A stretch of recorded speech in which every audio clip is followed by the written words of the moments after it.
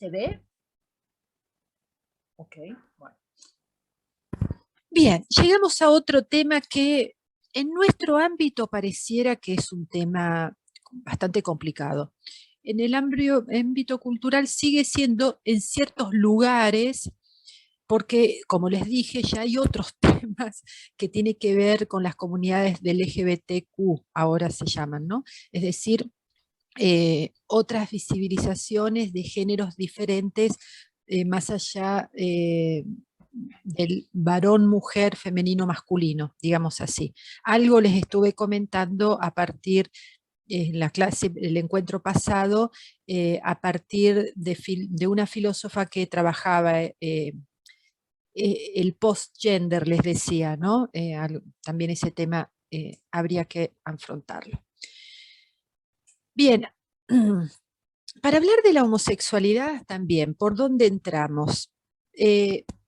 Yo creo que lo que podemos hacer es que ustedes tengan un material para profundizar sobre cómo son vistas las distintas teorías de la homosexualidad a nivel científico, sobre todo en el ámbito psicológico, ahí hay como distintas posturas. Pero más allá de eso, y más allá también del camino de la teología y del magisterio mismo de la Iglesia, que tiene un camino, y también la postura de los teólogos que está diversificada como en 3 o 4 lineamientos, eh, lo que podríamos decir que en el ámbito propiamente cristiano-católico no se condena el ser homosexual. El problema siempre es el acto homosexual. Y es el problema del acto, si uno hace una reflexión teológica de por qué se hace un estudio, digamos, un estudio teológico del discurso del magisterio, lo que encuentra por detrás es un apoyo a ciertos pensamientos, sobre todo estoicos, pero a partir de teólogos o de padres de la Iglesia, de la tradición, que, que transmiten esa antropología estoica, ¿no? Es decir, el acto, cuando es un acto sexual que no aporta vida, no tiene sentido, y en las categorías religiosas es pecado, diríamos así. Pero más allá de eso, que se sabe, lo ven, lo escuchan, me interesa una nueva visión, o que no es tan nueva, pero una lectura bíblica. Acuérdense que nuestro proyecto siempre es buscar el espíritu del Evangelio en estas categorías que estamos trabajando, ¿no? Y la pregunta es, ¿qué haría Jesús con un homosexual? La categoría homosexualidad es una categoría nueva. Lo que sí podremos decir que en la antigüedad había relaciones sexuales entre hombres, y también hoy claramente decimos son homosexuales, es decir, se enamoraban hombres o se enamoraban mujeres. Hay mucha bibliografía sobre estos temas de la historia de la homosexualidad en las diversas culturas. También hay libros sobre la historia de la homosexualidad propiamente en el ámbito católico, o mejor dicho, cristiano.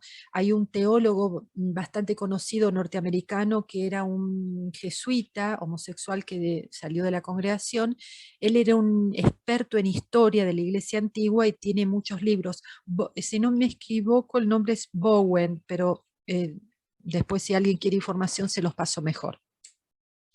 Vamos a ver, acá les pongo también el video, pero no lo vamos a ver, sino vamos a hacer el análisis, que hace un famoso teólogo biblista argentino del norte de la Argentina, que se llama Ariel Valdés, Álvarez Valdés, y en ese video trabaja este punto sobre el centurión. Y vamos a leer el texto para ver lo que él dice de este texto. ¿Quién puede leer el texto bíblico primero?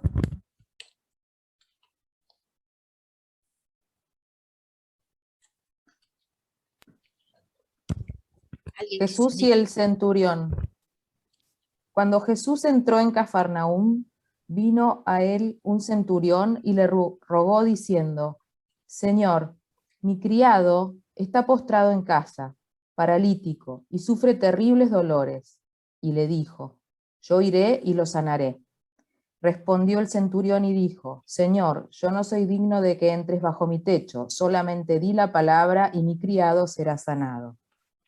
Porque yo también soy un hombre bajo autoridad y tengo soldados bajo mi mando. Si digo a este, ve, él va. Si digo al otro, ven, él viene. Y si digo a mi siervo, haz esto, él lo hace. Cuando Jesús oyó esto, se maravilló y dijo a los que lo seguían, de cierto les digo que no he fallado tanta fe en ninguno en Israel. Y les digo que muchos vendrán del oriente y del occidente y se sentarán con Abraham, Isaac y Jacob en el reino de los cielos. Pero los hijos del reino serán echados a las tinieblas de afuera. Allí habrá llanto y crujir de dientes. Entonces Jesús le dijo al centurión, ve y como creíste te sea hecho. Y su criado fue sanado en aquella hora. Bueno, muchísimas gracias. Álvarez Valdés lo que hace es un análisis hermenéutico de este texto, de la relación de Jesús al centurión, y pone el acento en esta palabra. ¿Quién es este criado del centurión? Él ve que este texto aparece tanto en Mateo como en Lucas, y esta persona por el cual el centurión pide, en Lucas aparece como doulos y en otro como pais. Acuérdense que los evangelios están escritos en griego, ¿no? Lo que dice Álvarez Valdés es que la palabra que utiliza Lucas, siervo, doulos, significa esclavo, siervo, doulos, hace referencia a ese tipo de persona, podríamos decir. Acuérdense que las palabras siempre tienen que ser analizadas en el contexto de la época en que fueron usadas, ¿no? En cambio, Mateo no utiliza doulos, utiliza otra palabra que es pais. Pero pais no es esclavo, ni criado, ni siervo. Entonces acá vamos a tratar de descubrir qué es ese pais. Y dice Álvarez Valdés, ¿quién era el enfermo? Mateo no lo dice, solo lo identifica con el nombre pais, término griego que significa joven muchacho. Algunas Biblias lo traducen como sirviente, pero es un error, porque cuando Mateo se refiere a un sirviente, usa la palabra doulos.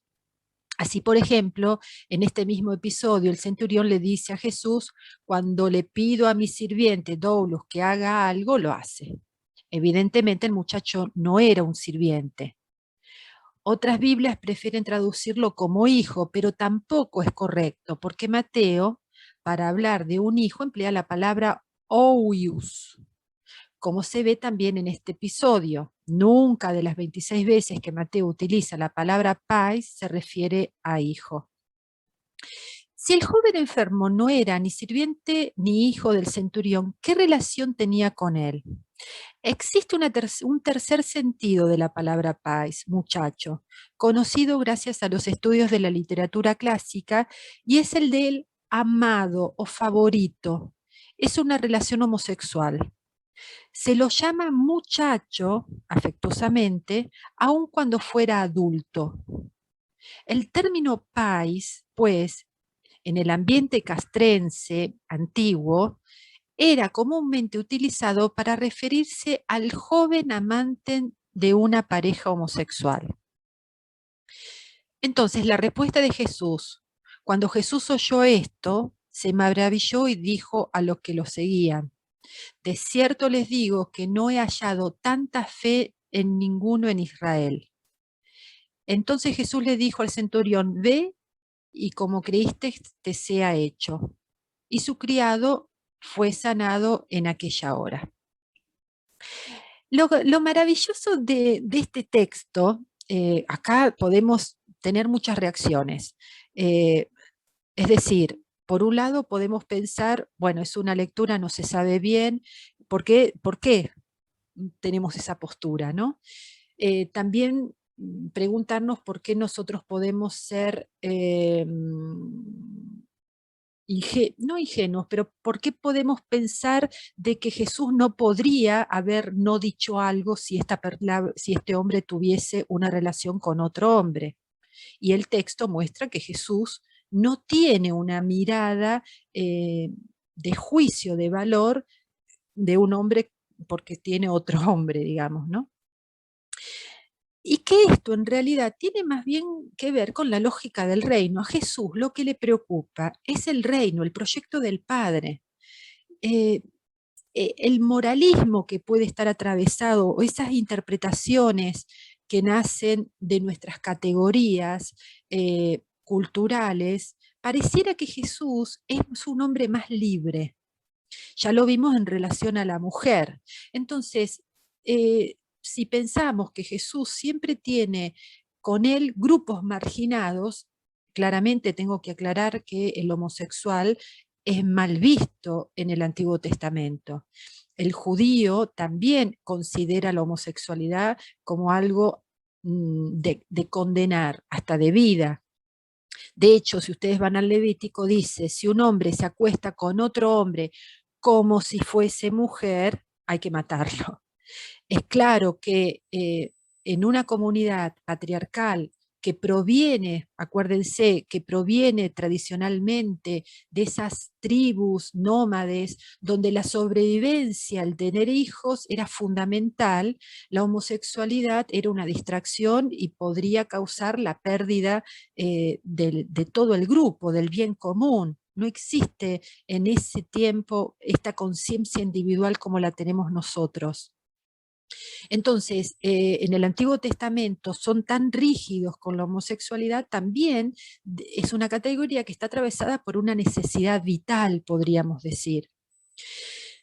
Jesús, todo esto siempre pareciera que va contra la cultura. No tiene, no estoy hablando de la homosexualidad, pero podemos entender que para Jesús no hubiese sido un problema si es un hombre que tiene otro hombre, porque para Jesús hay otro problema muy fuerte que es el anuncio del reino, problema o necesidad urgente. Acuérdense que Jesús considera que ya está por venir el fin de los tiempos, porque Él como Mesías ya está ahí. Entonces no hay mucho tiempo de perder. Y tiene una valoración de lo que es el humano o lo importante del humano que va más allá de esas lecturas nuestras, podríamos decir, ¿no?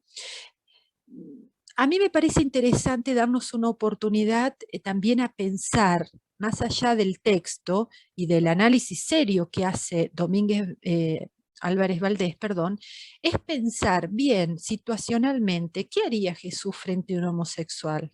¿Cuál sería su actitud a partir, digamos, de su comportamiento en general? ¿Cuál sería su actitud? La Iglesia lo sabe perfectamente, el magisterio, por eso no condena el ser homosexual. El ser homosexual, la Iglesia, el magisterio, no lo condena. Si escuchan a algún sacerdote o alguna hermana religiosa que condena el ser homosexual, no es evangélico, y tampoco está reconociendo lo que dice el magisterio. Si quieren, lo podemos leer así también. Para terminar, entonces, le quiero mostrar esta última, a ver, ¿dónde están? Esta última carta como cierre del tema,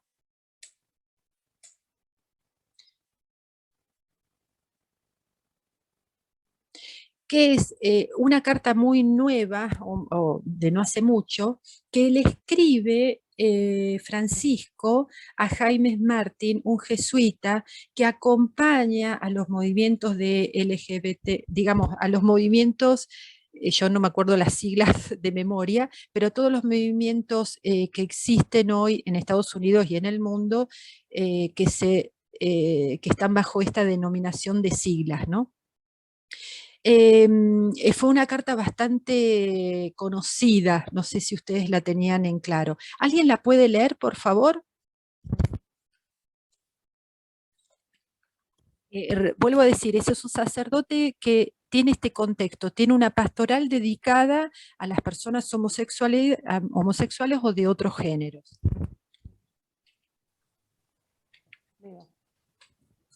Querido hermano,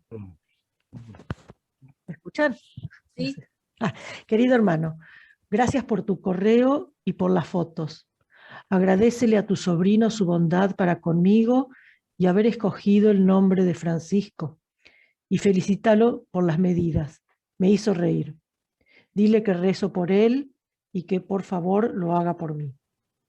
Respecto de tu postdata, quiero agradecerte tu celo pastoral y tu capacidad de estar cerca de las personas, con esa cercanía que tenía Jesús y que refleja la cercanía de Dios. Nuestro Padre del Cielo se acerca con amor a cada uno de sus hijos, a todos y a cada uno. Su corazón está abierto para todos y para cada uno. Es el Padre. El estilo de Dios tiene 3 rasgos: cercanía, compasión y ternura. Así se acerca a cada uno de nosotros. Pensando en tu trabajo pastoral, veo que tú buscas continuamente imitar este estilo de Dios. Sos sacerdote para todos y todas, así como Dios es Padre de todos y todas. Rezo por vos para que sigas así, siendo cercano, compasivo y con mucha ternura. Y rezo por tus fieles, tu feligresía, todos aquellos a quienes el Señor te pone para que los cuides, los protejas, los hagas crecer en el amor de nuestro Señor Jesucristo. Por favor, no te olvides de rezar por mí. Que Jesús te bendiga y la Virgen Santa te cuide. Fraternalmente, Francisco. Bueno, esta carta a mí me hace pensar mucho a Pablo escribiendo a las comunidades. Es una carta cercana que le habla desde el corazón, que tiene un mensaje teológico, y lo que hace es, a partir de una realidad, de un contexto, le da como consejos, pero los ilumina también con un pensamiento teológico. Yo creo que somos nosotros los que tenemos que hacer, por toda la formación que tenemos, un trabajo muy arduo también para limpiarnos con todos los prejuicios que tenemos con las personas que no tienen un estilo de vida que fuimos aprendiendo a nosotros a sostener como natural, podríamos decir. Me parece que ese sería el aporte más claro que podríamos hacer. Es decir, cuando hablamos de estos temas de homosexualidad o de géneros, siempre referirnos y pensar qué hubiese hecho Jesús y tratar de descubrir cuál es la lógica del reino a partir de estos comportamientos que están mostrando una dirección. Claramente no es fácil. No es fácil. El proyecto de Jesús, el modo, por eso es tan importante un primer paso que es la conversión, pero la conversión no es en un solo instante, es en cada instante cuando yo tengo que repensarme frente a una situación que me molesta, a una situación que sé que en el fondo tiene que ver con mis prejuicios. Bueno, yo creo que esa es la lógica o el mensaje más claro que podemos sacar sobre el tema de la homosexualidad. Esto ni un pancito, fue una amiguita, al menos para que ustedes tuviesen una lectura bíblica sobre la homosexualidad o del reino evangélica. Lo que les propongo, ya son y 36, es que se junten en grupos y que al menos tengan 15 minutos de hacer un intercambio atravesados por estos 2 temas, el feminismo, la homosexualidad, y ver primero que si hay algo que no quedó claro, que les gustaría que yo aclarara, y después que pensaron lo que estuvimos o lo que yo les estuve presentando a partir de sus propias realidades, visibilizando cada uno de ustedes a los chicos y a las chicas que van a tener de frente el día de mañana o hoy mismo que lo tienen como docentes o como acompañadores pastorales. Cierro el paréntesis o abro un paréntesis. La Biblia jamás habla Sí, Pablo sí, pero en el Antiguo Testamento no se habla de homosexualidad femenina. ¿Por qué? Porque no era un problema si la mujer tenía un romance con otra mujer. Con tal que diera un hijo, no hay problema. Entonces, en el Antiguo Testamento, que un varón se comportara como si fuese mujer implicaba que no reconocía su superioridad, se transformaba en inferior. En el tema de la mujer son todas inferiores, entonces no es un problema de degradación. Ya Pablo reconoce que ve mujeres que tienen relaciones con otras mujeres y él, bueno, ahí también habría que hablar de por qué reacciona como reacciona. Solamente les digo que Pablo, en el famoso texto de los que no se van a salvar, no usa la palabra homosexualidad, que está también mal traducida, no usa la palabra homosexualidad. Me refiero al libro de Corintios, ¿no? Sobre quiénes no van a entrar al reino de los cielos. Cierro. ¿Hacemos entonces los grupos, Maxi? Sí, ya tenemos ahí formados los grupitos. Como saben, en Zoom ahí le vamos a programar para que comience, así que ya está enviada la invitación.